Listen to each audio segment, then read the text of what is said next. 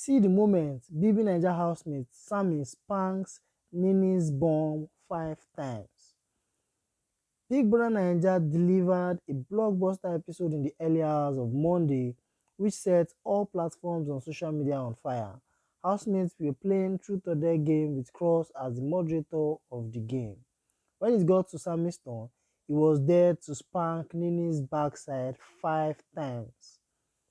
This did not sit well with Nini as she was apprehensive about stripping on camera. However, with a little persuasion from Cross, she accepted. Housemates were in the throes of laughter as Sammie delivered 5 slaps to Nini's bum.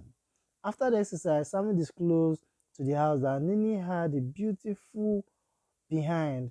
As expected, social media has been buzzing over the incident as many believe that Saga was obviously pretending about feeling unbothered.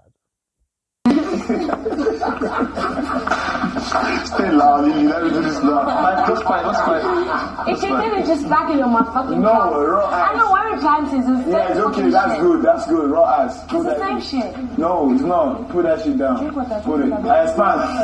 1, 2. You have to be fast. 3. 4, 5.